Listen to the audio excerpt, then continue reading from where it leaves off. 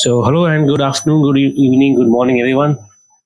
I am Rasham Trivedi, and today I'm here with Sathi, taking up yet another chapter of Biology 12th Standard. This is biodiversity and its conservation. So, this chapter, a part of ecology, although might seem boring to a few students, is a very important chapter. It is a little more statistical, there are a lot of numbers, but as we go along the way, you'll get to learn a lot of new things and it'll be very interesting. So let's start. First, I'll give you a chapter brief. So on the left side of my screen, you can see that I have the chapter open. So let's discuss. Biodiversity and conservation. What is biodiversity? First of all, biodiversity in simple terms is the diversity or the heterogeneity in the number and the variety of species that are present on this planet. Very simple terms. Technically, biodiversity is the diversity in the species, not just at the species level, but at all levels of biological organization, ranging from the smallest of the small macromolecules within cells to the huge biomes seen on our planet. Biodiversity term was first popularized by sociobiologist Edward Wilson, right?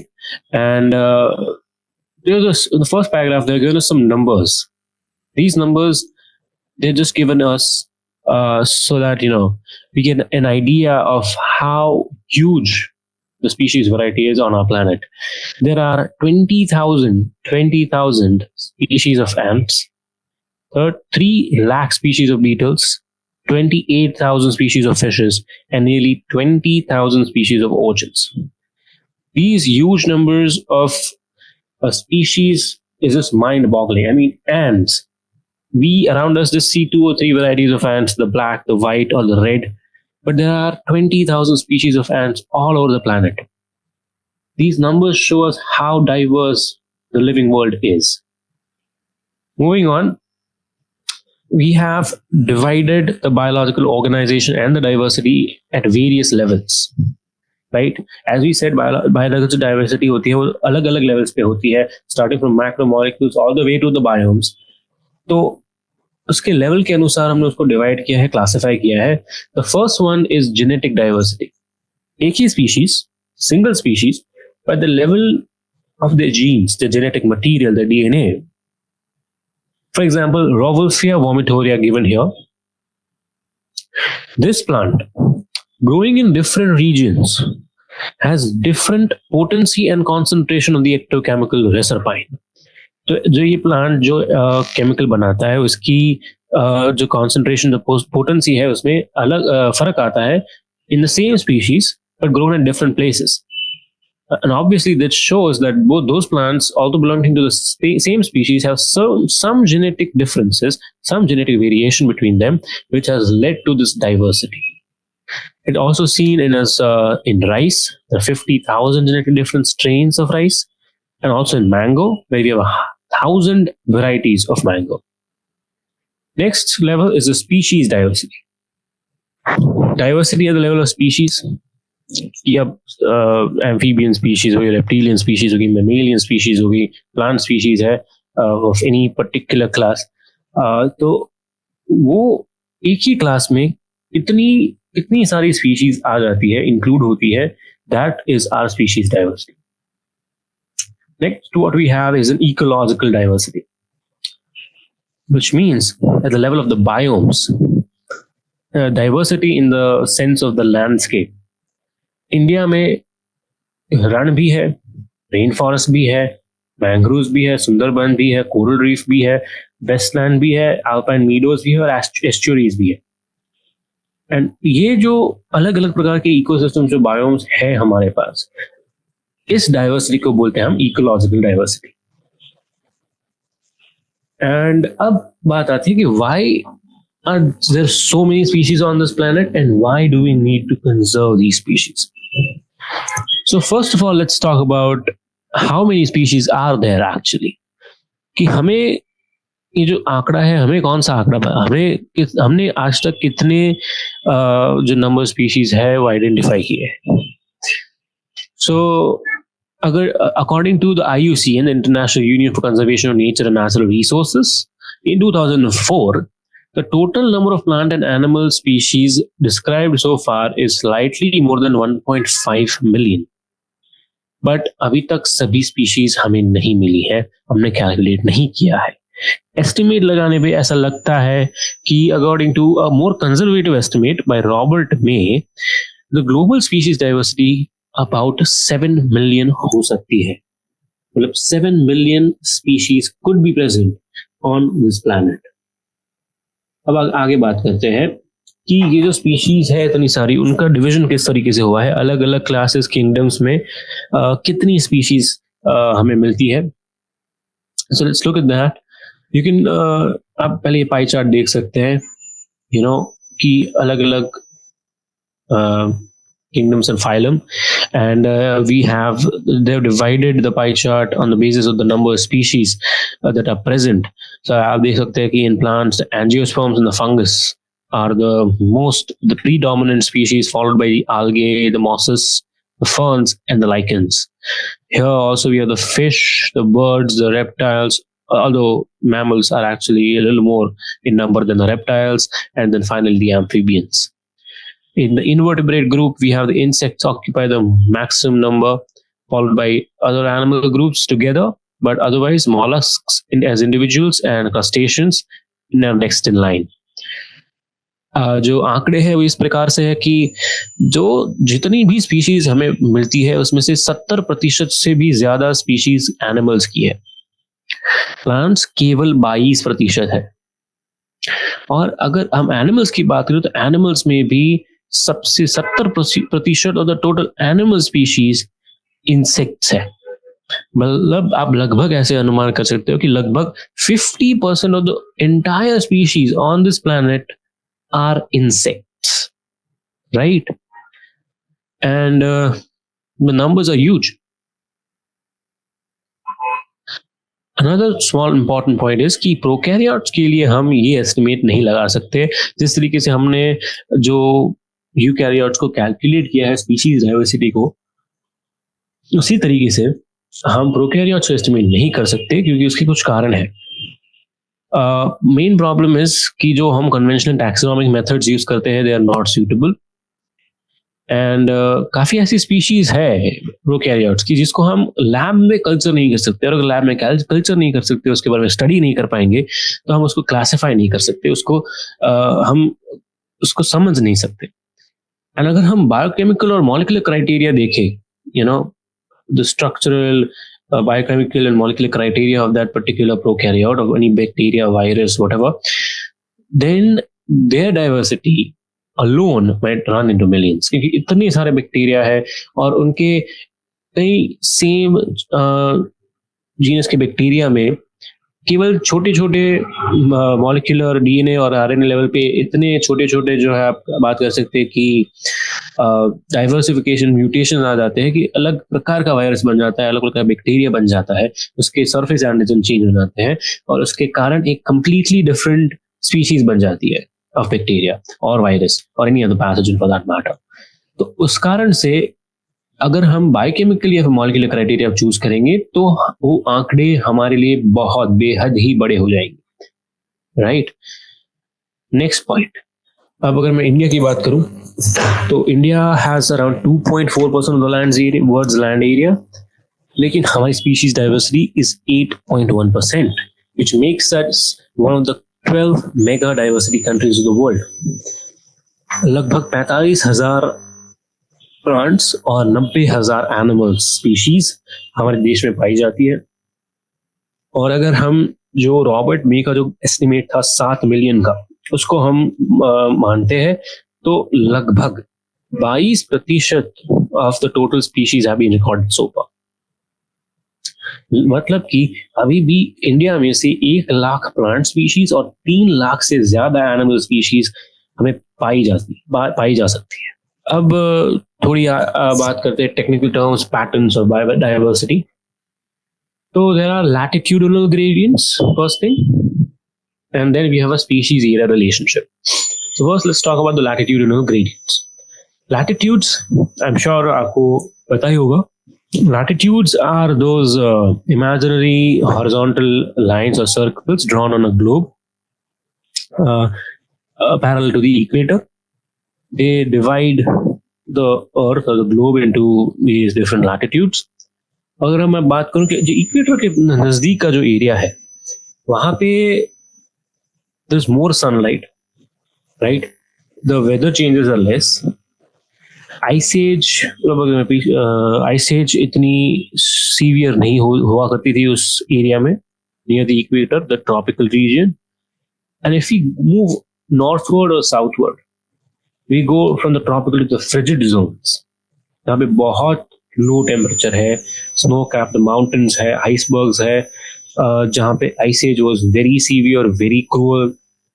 In all those areas where very low temperature prevails, there are very few species which are found in those areas, and this shows a gradient.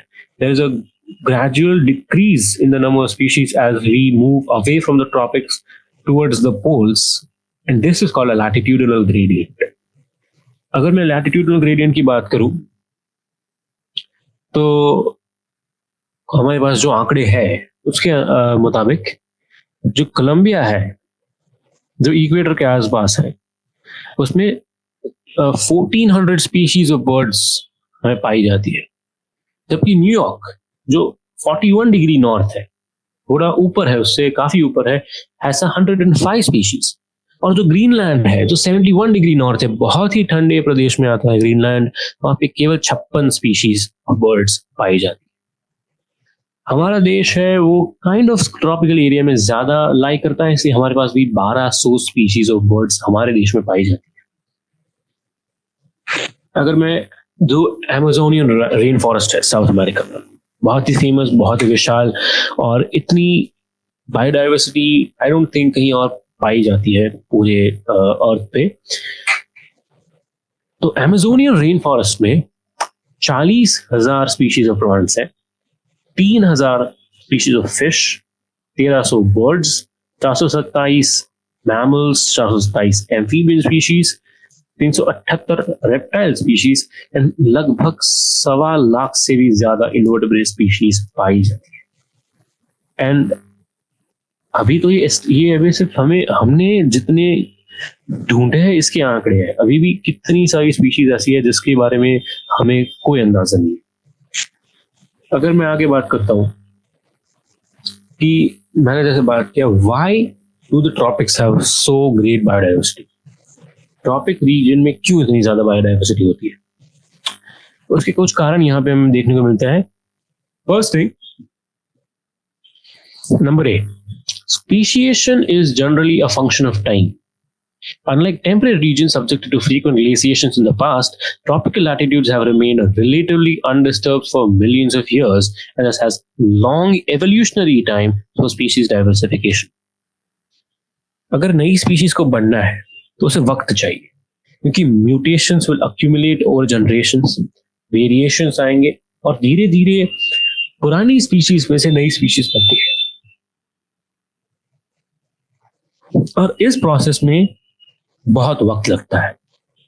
सिर्फ 50-100 साल की बात नहीं है, हजारों साल की बात है. अगर इन सालों में, इस वक्त के दौरान, अगर जो एनवायरनमेंट है उसमें बहुत ही बड़े बड़े चेंजेस आएंगे. एक वक्त ऐसा है कि हर जगह हरियाली है, सूर्य प्रकाश मिल रहा है, और दूसरे वक्त में आइस एज आ जाती है, सभी जगह बर्फ का चादर फैली हुई है और टेम्परेचर बहुत कम है. तो ऐसे केसेस में जो स्पीशीज जो म्यूटेट हो रही थी, डाइवर्सिफाई हो रही थी, जो नई स्पीशीज बनने वाली थी, वो नहीं बनेगी, क्योंकि change in environment sometimes may not help in the survival of that species.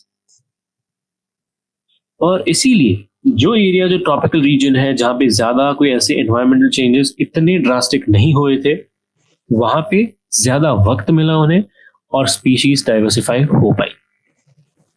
There are other tropical environments like temperate are less seasonal, relatively more constant and predictable. इसलिए कांस्टेंट एनवायरनमेंट में niche specialization lead to greater species diversity. Again similar point कि जो tropical environment है उसमें seasonal नहीं है, right. They are relatively more constant and predictable, और इसके कारण जो पर्टिकुलर वेरिएशंस आए वो एक पर्टिकुलर एनवायरनमेंट में उस स्पीशीज को रहने के लिए अनुकूलन साध रहे थे. उसको कहते हैं नीश स्पेशलाइजेशन, कि एक पर्टिकुलर एनवायरनमेंट, एक पर्टिकुलर वातावरण में सबसे आसान तरीके से रहने के लिए जो अनुकूलन साधना पड़ता है उसमें उन्होंने मदद की. क्योंकि एनवायरनमेंट चेंज नहीं हुआ तो वेरिएशन भी ऐसे ही आए जो उस एनवायरनमेंट में सबसे आसानी से स्पीशीज को हेल्प करता है for survival. This is called niche specialization. और मैंने जैसे बात किया कि वहां सूर्य प्रकाश ज्यादा था तो solar energy will be more in the tropics, जिससे हायर प्रोडक्टिविटी और इससे इनडायरेक्टली ग्रेटर डाइवर्सिटी पाई जा सकती है. Next we have is a species area relationship. तो ये हमें दी गई थी जर्मन नेचुरलिस्ट एंड जियोग्राफर बोर्ड के द्वारा. उन्होंने ये देखा कि जब वो साउथ अमेरिका के जंगल में गए, उन्होंने एक small area of land choose किया और वहां की स्पीशीज डाइवर्सिटी कैलकुलेट की. फिर उस स्मॉल एरिया ऑफ लैंड को सेंटर मानते हुए उन्होंने अपना एरिया ऑफ एग्जामिनेशन एक्सपांड करना शुरू किया. तो उन्हें ऑब्वियसली कि और ज्यादा नंबर ऑफ स्पीशीज कैलकुलेशन में मिली. लेकिन जो इंक्रीज इन स्पीशीज डाइवर्सिटी और species richness was not directly proportional to the increase in area which was being examined. कहने का अर्थ ये है कि जैसे हम एरिया बढ़ाते जाएंगे स्पीशीज रिचनेस डायरेक्टली प्रोपोर्शनल नहीं होगी. Species richness will not increase this as much as the increase in area. और उन्होंने जब देखा तो उन्होंने जब इसको इस आंकड़े के लिए इन आंकड़ों को लेकर एक ग्राफ प्लॉट किया तो उनको ग्राफ कुछ ऐसा मिला जिसको हम कहते हैं रेक्टेंगुलर हाइपरबोला. और इसको हम लॉग स्केल पे कैलकुलेट करते हैं.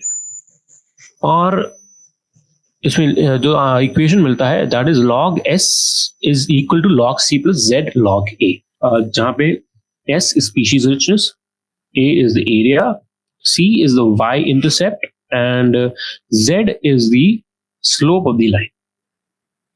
And अगर ये actually equation was this s is equal to c a to the power z, that is the equation of the rectangle hyperbola. अगर मैं दोनों साइड लॉगरिथमिक लगाता हूं तो इस तरीके से उसको सिंपलीफाई किया जाता है, जिससे एक लॉग लॉग स्केल पे एक हमें एक स्ट्रेट लाइन मिलती है, राइट. तो what is z? z is the slope of the line of the regression coefficient. And z depends on the area under consideration, right? It doesn't depend कि आप New York में हो या ब्रिटेन में हो या फिर कैलिफोर्निया में हो और कौन सी स्पीशीज देख रहे हो. नहीं, अगर आप छोटे एरिया में हो तो आंकड़ा भी छोटा होगा, 0.1 to 0.2. पर अगर आप बहुत बड़े एरिया में हो लाइक द एंटायर कॉन्टिनेंट्स, तो z will have a very high value like 0.6 to 1.2. अगर मैं बात करूं the frugivorous birds and mammals, frugivorous का मतलब होता है fruit eating. In the tropical forests of different continents, the slope is found to be 1.15, right? अब महज का सवाल आता है कि इतनी सारी स्पीशीज क्यों है? हाँ, 20,000 एंट्स की स्पीशीज है, हमें क्या फायदा होगा उससे? 2-3 एंट की स्पीशीज है, उससे भी हमें कोई फायदा नहीं होता. तो why so many species? Why this species diversity? What is its importance? अब कोई परफेक्ट एक्सप्लेनेशन नहीं है हमारे पास कि क्यों species are important, this species diversity is important. But one thing is for sure, जहां पे स्पीशीज डाइवर्सिटी ज्यादा होती है वहां पे एक स्टेबल कम्युनिटी रची जाती है.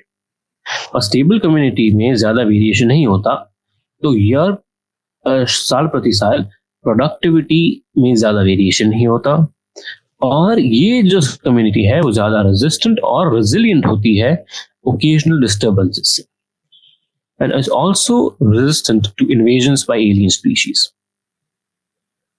ये हमें पाया गया था डेविड टिलमैन के लॉन्ग टर्म इकोसिस्टम एक्सपेरिमेंट्स से, जिसमें उन्होंने आउटर प्लॉट्स का इस्तेमाल किया था और ऐसी सिनेरियो क्रिएट किए थे जिससे हमें ऐसा जानने को मिला कि जहां स्पीशीज डाइवर्सिटी ज्यादा होती है, those ecosystems, those communities are more stable. Now although we may not completely understand कि ऐसा क्यों है, बट वी डू नो कि ऐसा है। पॉल अर्लिक ने भी एक हाइपोथेसिस प्रेजेंट की थी, called as the rivet popper hypothesis. आप मान लीजिए आप एक एयरप्लेन में, राइट, आप सीट पे बैठे हैं, अपनी बाहर विंग्स है, आपकी सीट विंग्स के पास आई है।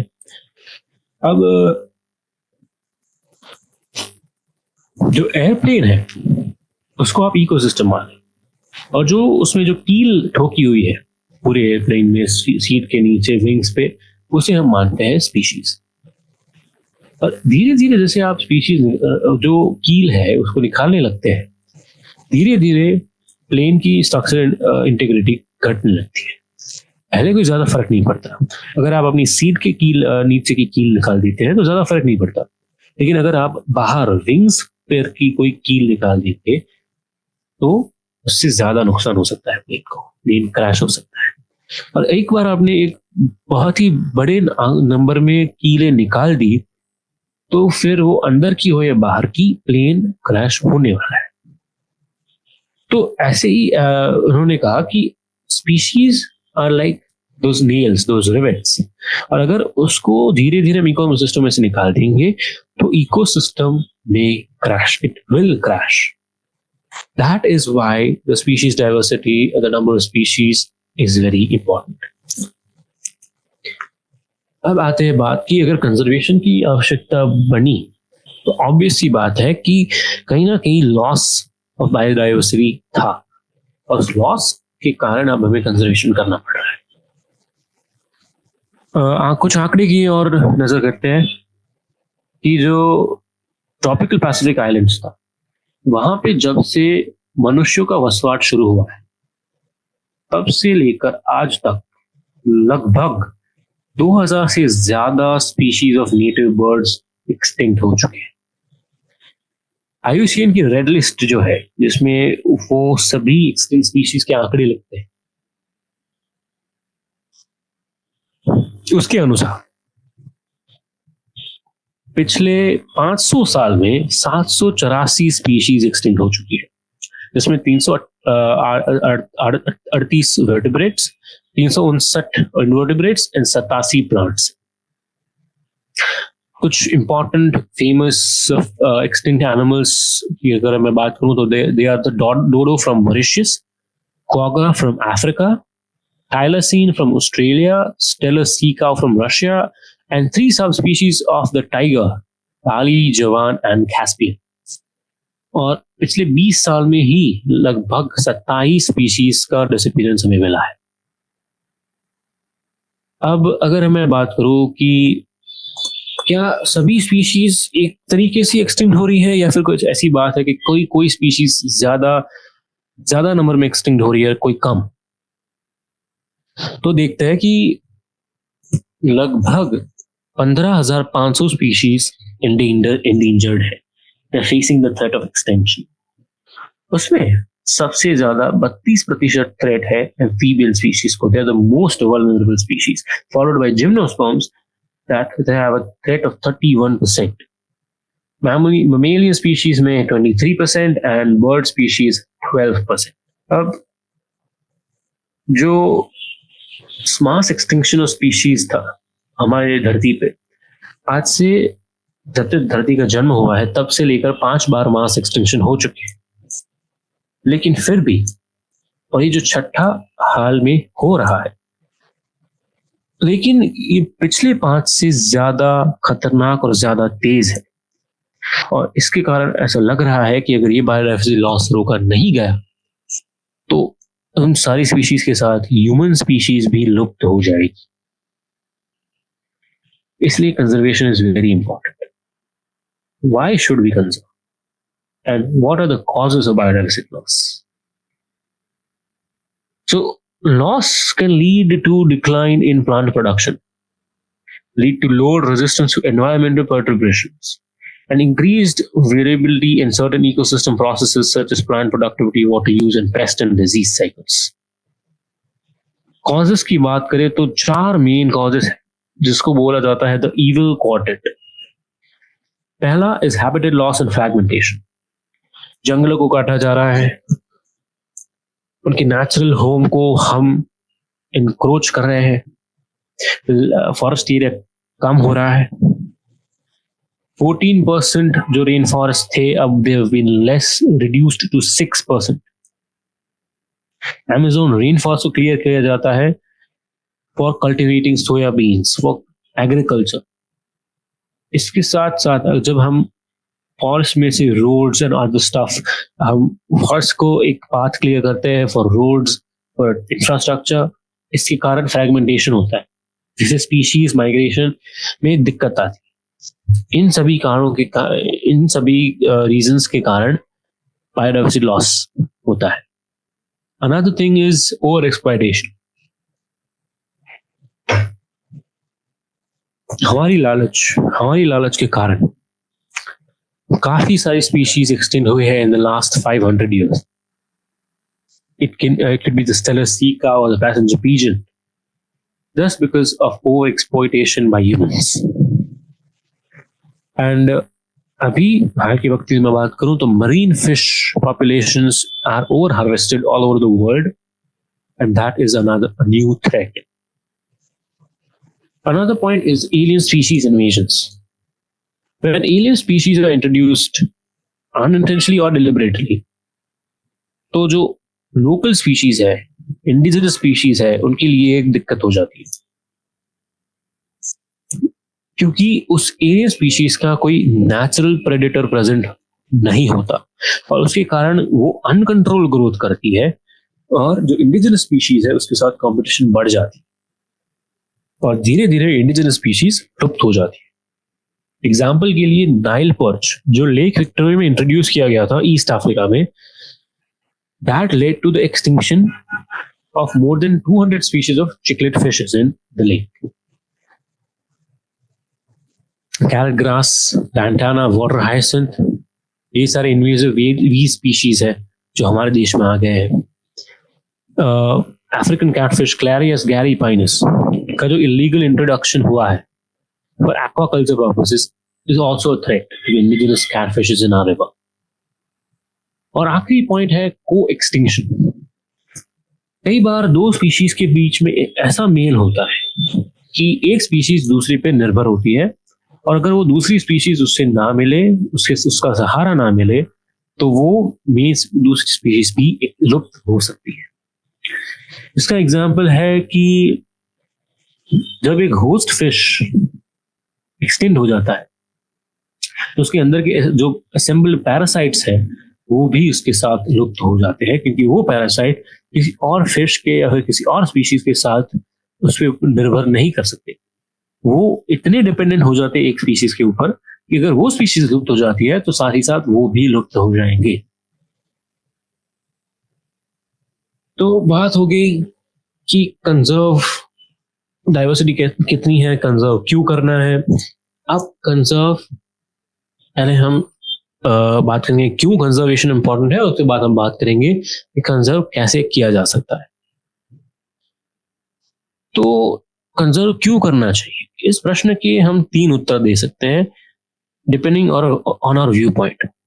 अगर हम नैरोली यूटिलिटेरियन मेथड्स की बात करें, एक नैरो पॉइंट ऑफ व्यू रखें, तो हमें उससे बहुत फायदा मिलता है. इस biodiversity is very useful for humans.